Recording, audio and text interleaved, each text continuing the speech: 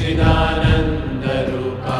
शिवोऽहं शिवोऽहं चिदानन्दरूपा